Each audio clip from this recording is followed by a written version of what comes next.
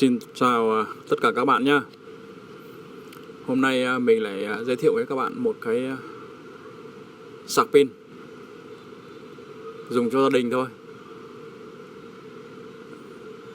Nó là iMac B6AC.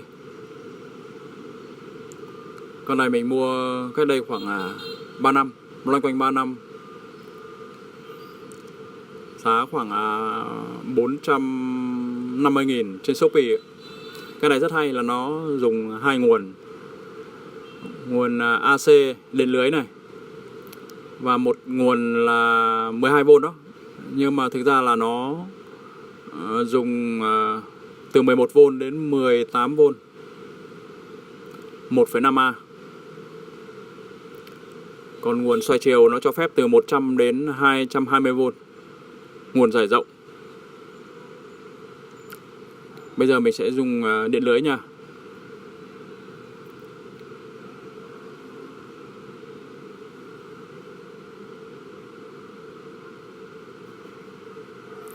Cái này thì nó sạc được nhiều loại pin. Pin neon, lithium, pin niken này.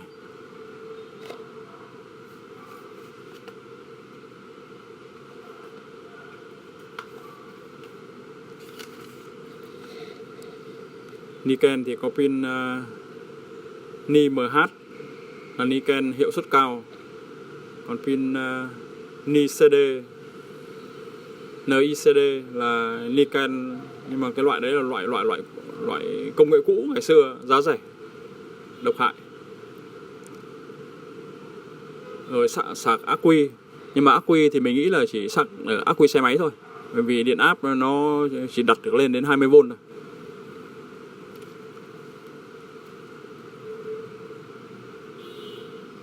Dùng ắc quy xe máy, nhà nào có xe máy để những cái đợt mà như nghỉ lễ, nghỉ Tết mà chạy dài dài không dùng đến xe máy rồi nó hao bình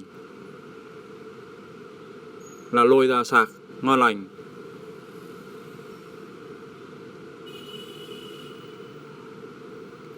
Cái này nó có nhiều tính năng khác.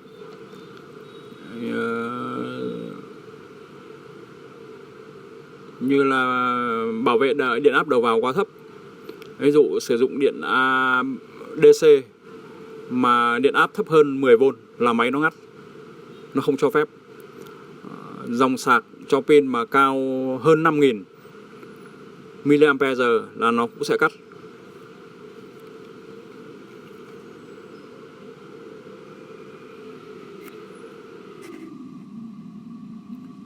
Rồi thời gian vận hành máy mình đang đặt là 120 phút. Trong vòng 120 phút ấy, kể cả là pin chưa đầy thì nó sẽ ngắt. Tại vì nó không cho làm việc quá dài. Đấy, nó có cái sensor đo nhiệt độ ở bên trong phần công suất của nó đó.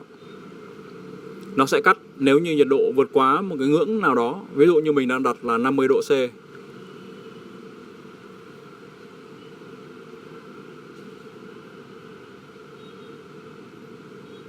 Còn rất nhiều các tính năng khác. Sạc cân bằng,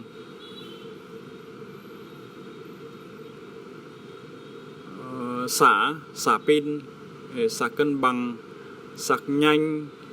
Rồi có chức năng là sạc store, có nghĩa là sạc để lưu trữ pin. Có nghĩa là nó sẽ không sạc đầy 100% cái hộp pin đó. Tại vì khi mà sạc đầy 100% ấy là bạn để cái viên pin đấy lâu ngày, có thể nó sẽ phồng pin, hỏng pin. Thì nó sẽ sạc đến một cái ngưỡng điện áp nào đấy. Ví dụ như khoảng 4V thôi. Pin lithium nó lên 4V thôi thì nó ngừng. Thì không sợ phồng pin mà nó lại không sợ tụt điện áp. Rồi mình để lâu ngày nó tụt hết rồi nó hư, không hồi được. Rất hay.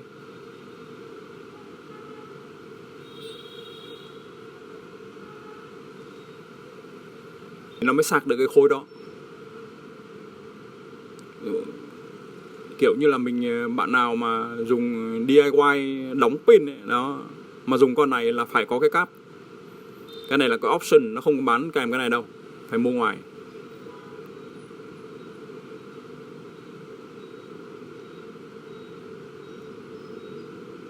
Dùng cho gia đình có con này là cần thiết.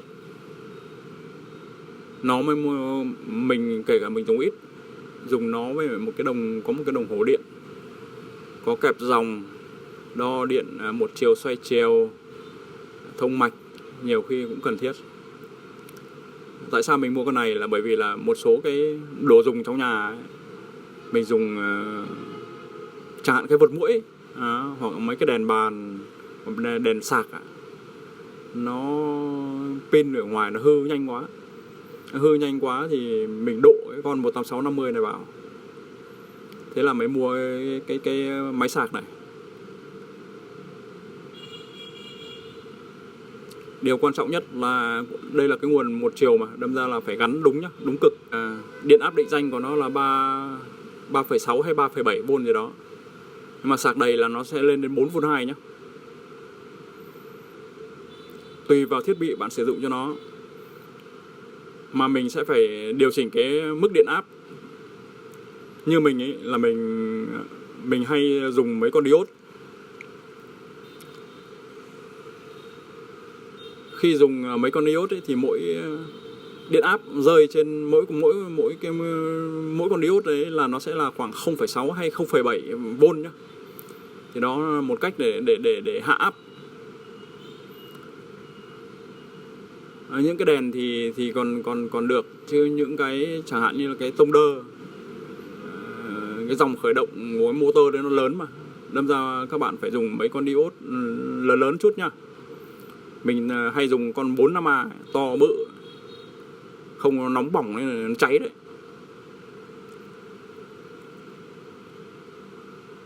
Mua mấy con diode to ấy. Viên pin 18650 giới thiệu mấy anh em cái tông đơ này.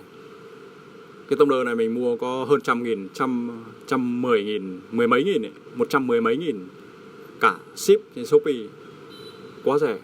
Cho nên là cũng chẳng mong hòng gì cái viên pin nên nó tốt. Dùng nó khoảng hơn tháng, cắt được có mấy lần. Thế là pin thấy nó hỏng chai, nên mình mới gỡ hết cả mạch ra.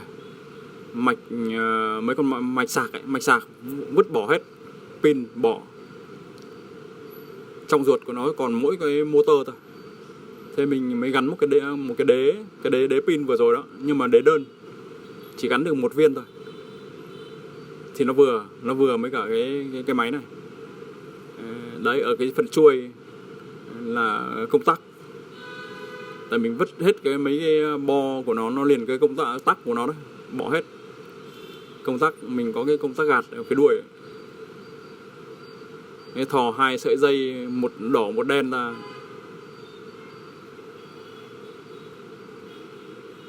Khi nào cần sạc thì sạc.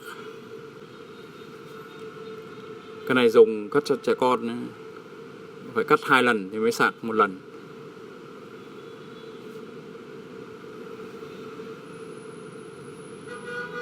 Còn muốn sạc ít nữa thì mua con dung lượng to tí vào, 3.500 chẳng hạn, cũng chẳng cần.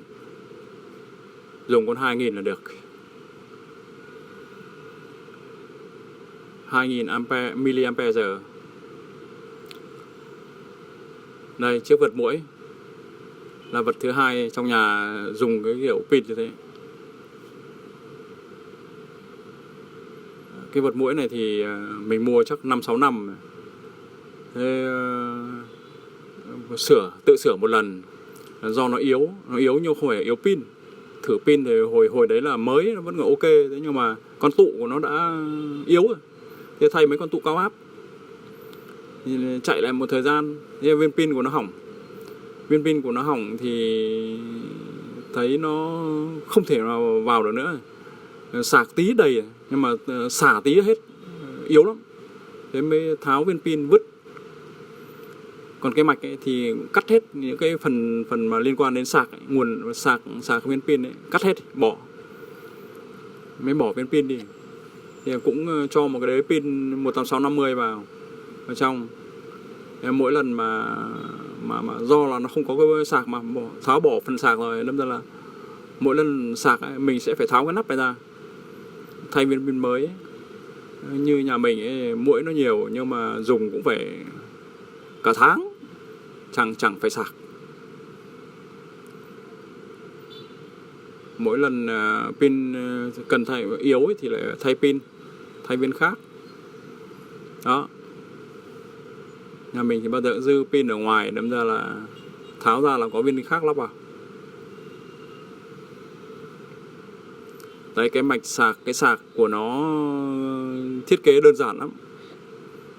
Mình cảm giác nó sạc cái pin này nó không tin tưởng, đâm ra cắt bỏ cái phần sạc ngoài, mất tí công nhưng an toàn hơn, an toàn cho pin. Mỗi lần thay cậy nó ra thôi. Cái đế thì mình dùng keo nến mình bắn cố định vào để đúng chiều. Các bạn nhớ điện áp thiết kế của nó nhá, để mình tính xem là đó, nổ rất ác. Pin mới có khác. Vợt dùng, đang nói chuyện là vợt dùng 3-4 năm không chịu mua vợt mới. Thế này thì xã hội không phát triển được.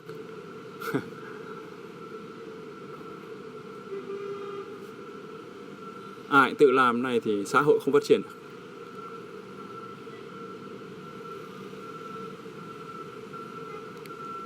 Giờ mình lại sạc cho cái cục này để dùng cho việc khác. Đang cần thay cho cái đèn bàn, dùng cái cũng dùng hai viên pin sạc này, nó đang yếu này.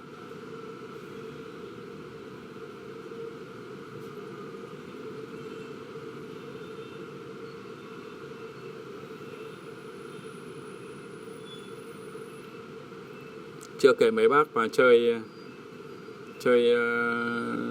máy bay rồi xe tăng tàu bò gì đấy, thì kiểu gì các bác cũng phải có một cái con sạc kiểu như thế này.